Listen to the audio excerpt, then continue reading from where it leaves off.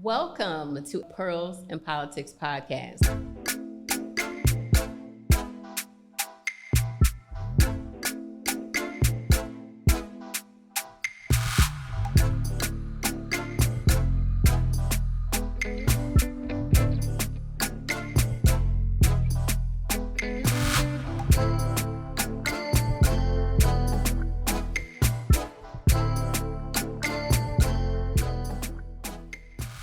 We are so happy to have you with us today. Thank you so much for listening, for liking, for sharing, and for following us at Pearls and Politics Podcast. And it's a pretty deep conversation with Illinois State Senator Chris Belt. Thank you so much, Chris, for being with us today to have this pretty deep conversation. Thank you. Thank you for having me. Thank you for inviting me. I feel so honored to be here. Thank you. Thank you. So, while we're having this pretty deep conversation, let me ask you a question. You're a member of a certain Black Greek letter organization. I am a member of the best fraternity in the land, Kappa Alpha Psi fraternity. I won't give you a hard time because you are fully aware that I'm a little fond, just a little bit of the men of Kappa Alpha Psi, as my husband is a proud noob. So again, you know what? I really feel like you and Kappa were destined, right? Because where did you go to undergrad? Undergrad was Illinois. Okay, but undergrad is the beta of Kappa Alpha Psi. Where did you go to law school? Indiana University. Which is the Alpha, which is where it was founded. And so you in your education experience, you hit the first two chapters of Kappa. It was inevitable. It's never ending. He always gives me a hard time, but no, you know I love you and it's all good. So Absolutely. That is wonderful. And as we all know, I'm a member of Alpha Kappa Alpha Sorority Incorporated. Absolutely. So we are going to have this pretty deep conversation. Love it. Looking forward to it. So tell our viewers how we met, like what our story was of how we got here. Our story goes back to St. Clair County Courthouse when I was a probation officer and you had just recently started in as an assistant state's attorney. And you walked into the juvenile courtroom and a bailiff by the name of Marvis said, "Hey, Chris, that's Crow's sister." And I'm like, "Who? Who's Crow's sister?" He was like, "Her." And I said, "Who?" And he was like, "Kahala." And I said, "Are you Crow's sister?" And you were like, "Yes, I am." And you went into even though you're the little sister, you went into big sister mode. And what about that? And I'm just like, oh, okay. You know, we play football, intramural football together. We play softball together and we hang out. And so nice to meet you. And from that time to now, it's been like a big brother, little sister role. Absolutely. And it's almost, over a decade later. It's over a decade later. And look at everything that you've accomplished and everything that, you know, my journey has been. And so it's just been a wonderful opportunity to get to know you. And we call ourselves what? Me, you, and Representative. Well, we have several names. We go by three the hard way. Three the hard way. That's right. And we hashtag we all we got. That's right. But we are Three the Hard Way. Leader Greenwood was with us in an earlier episode, and she of course spoke so highly of you as her senator. Okay. Along with Jay Hoffman. Absolutely. And all the work that the three of you all do, and you all. She said y'all the best trio. We are. You know what? It's really good. So LaToya and I started work, we worked at the detention center, St. Clair County Detention Center, in 97. And so it's good to have a friendship with your legislator. That is not always the case. And so we work together. We do things together. We fight for our regions, our districts together. And real quickly, a Senate district is nothing more than two representative districts. So Jay Hoffman is my representative is my representative. So when I go in the ballot, I vote for Jay. LaToya is my representative. And so I am their senator. So it just makes sense, since we cover the same areas, to do things together. And it just works out great. The other aspect of that is, when I'm carrying a bill or I'm sponsoring a bill in the Senate, when I get it out of the Senate, I need someone to pick it up in the House, right? An advocate, that's right. I need an advocate to carry it in the House. And so I always have two on standby, and likewise in the Senate. That's awesome. Right. Now, how long have you been in your current position? You know what? I finished out my predecessor's term. So I started in December of 2018. So from December 2018 to now, so roughly a little over 4 years. Now, are you on the ballot in this year's election? I am on the ballot. So what we have coming up this November, well, we have the primary. June 28th. And June 28th. June And 28th, June ladies and 28th is, please go out, please register, and please vote. Absolutely. But this November is the midterm, and they call it the midterm. It's called the midterm because it's at the midway point of the presidency, right? That's right. President Biden's midterm. The last midterm we had was in 2018. And so it's congressional midterm. So all the congressional seats are up, which is important. All of your state legislator seats, and the governor and the treasurer, all of the state elected officials are up. And so it is very, very important that people go out and get registered, and that people go out and not only get registered. It's great to get registered, but then you take it another step further and go out and vote. Absolutely. Here at Pearls and Politics Podcast, we are all about rocking that vote. Absolutely. We are about education. So Yes. Thank you so much for stepping us through that, because so many people don't understand how their senator or how a senator gets connected to the representative, Absolutely. and then how many representatives are attached to a particular senator. So that is very important. We want people to have all the information. So many times people don't understand the process, the legislative process, the different branches, and that each branch, legislative, judicial, executive, has its own set of responsibilities. So many people get upset, and a lot of times it's because they just don't know. Right. And so we want people to understand that the executive branch has a particular job. Yep. The legislative branch has a particular job. The judicial branch has a particular job. And so we will be bringing information and guests like yourself on here consistently to let people know so they can be informed and make the best decision.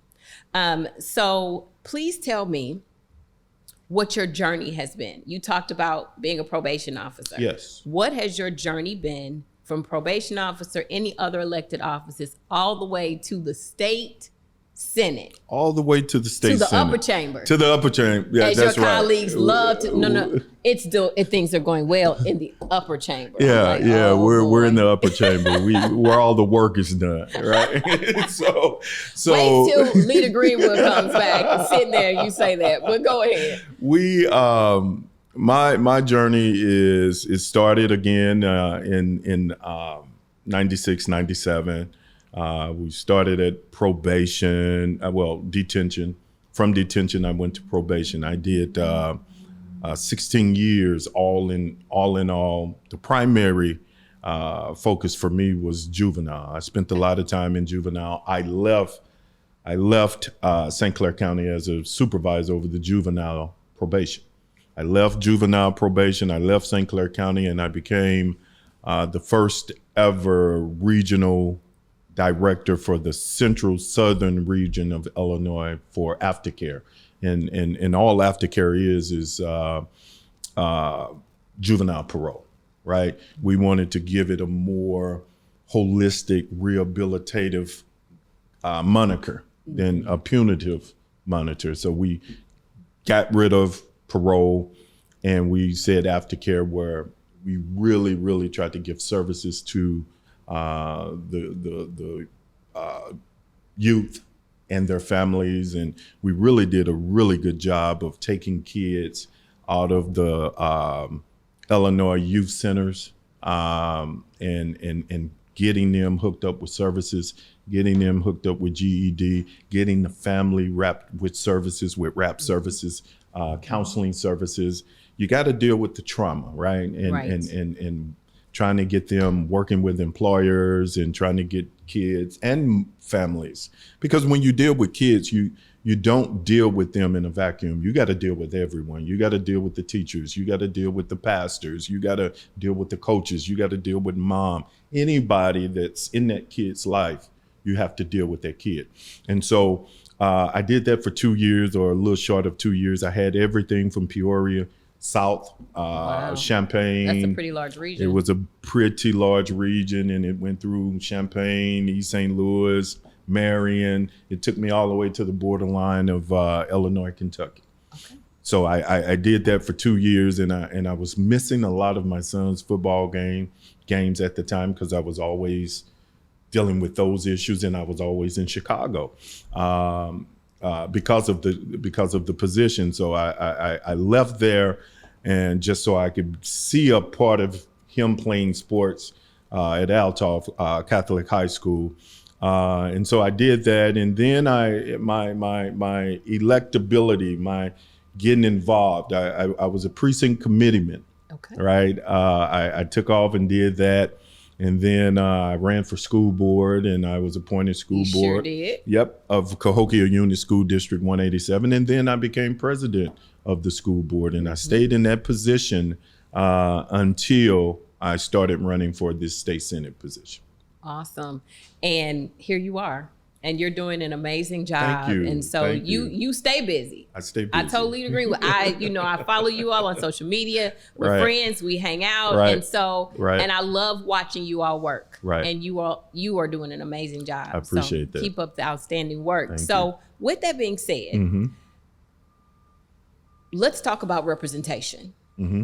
As from a senator's perspective, which is different than a rep's perspective, Mm-hmm. from a Black man's perspective, which is different from another person's perspective. Absolutely.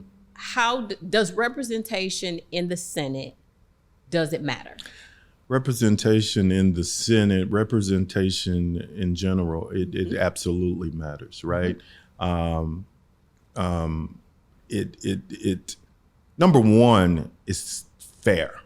It's the fair thing. We are in a representative democracy, which means you elect a few to represent a group, right? Exactly. And so it matters that you have people to represent the people that that comprise your district. And so what does that mean? That means that you should have an African American to represent you. You should have women to represent you. You should have people of all different sexual orientations. You should have people of different ethnicities. Whatever the pie is, you should have it should spell out in government. I believe that. My mom, when she was here, would often say that the best salad are the ones with the most color, right? And so what that really I love means, that. you I know what love that, it. I so love you it. get the greens, you get the reds, you might have a little orange in it, you got the onion, and so, but those are the best ones, right? And it's indicative of what we're talking about now. Representation matters. You bring your experience, you bring your background to the table every time you go in and represent, or you're negotiating on a bill or something like that. So it matters, and you see you see that it plays out. The Illinois Senate we have 26 women. Right? That's awesome. It's 59 senators. Yeah. Right? It's 59 senators. Doing pretty good here. Absolutely. If my math serves me correct, that's 44%. And out of the 26, 24, 22 are Democrats and 4 are Republican. But it matters because I carried a period poverty bill. I carried a period, I'm familiar with that but bill. Representative Greenwood initiated the bill in the House. I carried it, as I alluded to earlier. We carry each other's bills, so I carried it in the Senate. But it's hard pressed for me to really, really say that if a woman wasn't in state legislation, it would have passed, because I don't know if a guy would have brought up a period poverty bill. I just don't know that. No. Right? No. And that's that's an important piece of helping women get off the ground, get back up, feel good about themselves, their mental, emotional health, not to mention their physical health. I mean, that bill taught me a lot about even the term of period poverty. I didn't know what that was until we started doing the research on it. And so that's why it matters, because you want everybody at the table, because there's the old saying, if you're not at the table, then you're on the menu, right? Right. Absolutely. So it matters. Absolutely. So let's talk about the Senate Black Caucus, because we've been informed that there are two, a Black Caucus in the House, a Black Caucus in the Senate, and jointly you all come together. Right. And so tell us about the Senate's Black Caucus. The Senate Black Caucus, I am the immediate past chair of the Senate Black Caucus, right? And so there's 12 members. Illinois Legislative Black Caucus. The Senate version is 12 of us. And then, to your point, you have our colleagues across the hall. They have a bigger amount. I think it's 22 of them. And together we come together as the Illinois Legislative Black Caucus. Okay. So what committees are you a part of, and which do you chair? What committees am I a part of? Can I make another reference about the Black Caucus? Absolutely. Though? The Black Caucus is like every other caucus. If you go into government, if you go into state government, there's a caucus. There's a women's caucus. Yes. There's a Latino caucus. Latino caucus. There's a Jewish caucus. There's a caucus almost for a lot of downstate caucus, which I'm a part of. And I'm part of a progressive caucus. There's a moderate caucus. And there's a moderate caucus. And so all a caucus is a group of people getting together to promote and push things in the interest of that caucus, right? Absolutely. And so and so obviously with the Black Caucus, our goal is to end systemic racism, to remove those barriers that are pervasive in our society that hinder us, and remove those things. And so we had the privilege of an historic privilege to move 4 pillars in the area of education, in the area of economic access and opportunity, in the area of criminal justice, and in the area of healthcare. And we passed all those pieces of legislation, and it was historic, and it is designed to remove those barriers. I was honored to be the Senate the Senate's sponsor of the economic equity. And several of the things that stood out in the economic pillar is we passed a $45 billion capital bill in 2020. And we moved the economic pillar and said, okay, for state colleges, universities, state systems, and all these procurement space, we need to make sure that minorities have a piece of that pie. Right. And so we raised it up from 20% to 30%. And that's big. What's 20% of 4.45 billion is $9 billion, according to my math. Right. That's $9 billion. $9 billion that you'll set aside in the hopes of those minorities. And even though it has an African-American face, because the Illinois Legislative Black Caucus pushed it, it is for all of the protected classes that falls under those persons with disabilities, women, and things like that, to make sure that, again, that those taxpayer dollars are being evenly or more accurately put out for all of our citizens, right? Right. And so that was really, really big pillar, because Martin Luther King said it best. He said that violence is the bridesmaid of poverty. If you want to eliminate or reduce poverty, give people a job. Let them earn family-sustaining wages. And as you know, one of the things that we did that I'm so happy of when I first got in, we raised the minimum wage. We raised the minimum wage. Yes. Paying people $8.25 an hour was a poverty wage. You multiply that out, $8.25 times 40 times 4 times 12, it fell right under the federal poverty line. So we were paying people poverty wages, and people can't go to work and do childcare. I was going to say, and daycare. Right. And do all the things that we tell them to do. Keep their license current, keep their registration Keep current. their lights on, keep their utilities on, get Wi-Fi. Buy food. Because Wi-Fi is a utility now. You absolutely have to have it, right? That's right. And so we tell people to do all these things, but and the federal is still $7.25, right? So every year in January it raises up $1 until we get to 15.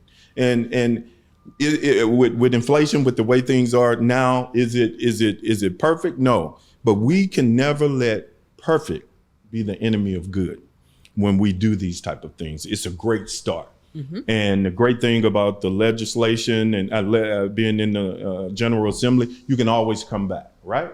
And so I just really wanted to highlight the efforts of the Black Caucus. I really wanted people to understand that there's caucuses of all kind, and in the general, there's a Democratic caucus, which I'm a member of, and it is to promote that caucus and those views and those visions of those caucuses. Yes. If you're a part of it. As you know, we've had many conversations over the last 6 months. Absolutely. And so I've had a lot of interaction with those two caucuses in particular. So yes, that is awesome. But thank you, because a lot of people, again, when they hear something like Black Caucus, they might, without understanding that there are other caucuses, Latino, women, Jewish. And so they might be like, oh, well, why do they have a caucus? Absolutely. Why is it necessary for them to have a caucus? Absolutely. Well, everybody caucuses. Everybody. Even the parties caucus. Even the parties And so caucus, that is excellent, Right. because again, we're about information. Yes. And then people have a better understanding. Yes. And then it's because of a lack of knowledge that people perish, right? Absolutely. So we don't want that. And We so do not want that. Excellent. And I often say information is what you're providing with this forum, this platform. But when the listeners get it, don't sit on it. Information is meant to be disseminated. It's meant to be shared. So send the clip out to others so that they can see it. And because information is power. Absolutely. Yeah. So before we go, what committees do you chair? I am the chair of education, K through 12. I am the chair of the sub-chair of the subcommittee appropriations for education. I am the sub-chair for districting downstate. I am, oh my God, I'm sure that kept you busy. Oh, that did keep. It was a lot. It was really a lot. And then those are the ones that I chair. But then I'm also a member of on the committees of crim law. I'm on the committees of license activities. I'm on the committees of insurance. I'm on public utilities, and it's a lot. You know, you were busy. People think we go in the state house and we don't do anything and this, that, and the other. But it's you get there at 8 a.m. or sometimes 9, and you have meetings set up throughout the day with lobbyists, advocacy groups, constituents who come in by the busload. And then you meet them, and throughout your day, you do your committees. And then from your committees, you go to the floor, and you might stay on the floor, Lord knows how long. And at 2 in the morning on the last day of session. 2 in the morning. And this past, the Senate got out, the upper chamber got out, because again, we do our work. We got out at 4 in the morning. Yeah. The House got out at 6. Right.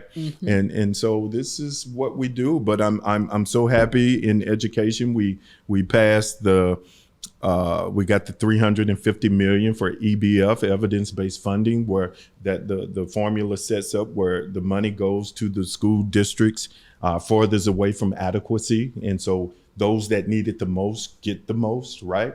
And again, that works out great. We put $598 million into early child care, right? Because we know, I mean, studies show that if you give our kids a great start, then that they'll be great, right?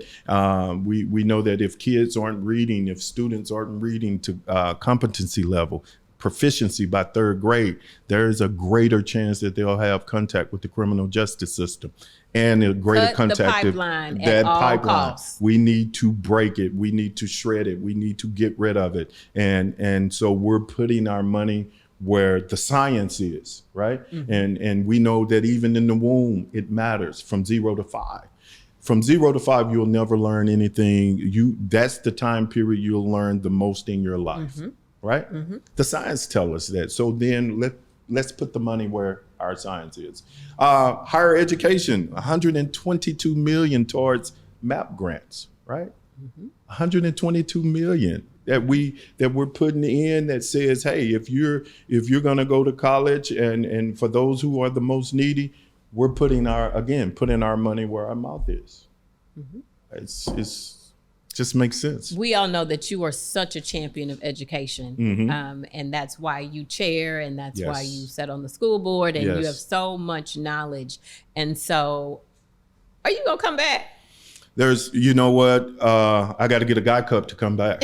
I got to get my Guy Cup to come back. If you do that, and it has to be red and white, I will be back. Okay. Well, I promise that you will have your Guy Cup when you come back, because there's so much more that you have to share. Absolutely. Because education, I am still, even in a day and age of entrepreneurship, which I'm completely behind, even in a day of, even trade school and things of that nature, education is so important. Yes. And I don't think we can ever get away from that, because whatever you do, you need to do it well. And you had to learn how to do it, right? You have to learn how to do it. And so whether it's law school or medical school, or whether it's, sociology, whatever it is. And so it gives you a basis to be able to, like you said, make a living. Yes. And that's why the state of Illinois, the House, the Senate, and the current, administration invests so hugely in education, because it cannot be dismissed, nor can the benefits thereof. Absolutely. So we would love for you to come back. I would love to come back. And we would talk about the state of education, not only in the state of Illinois, but in the country and in our communities like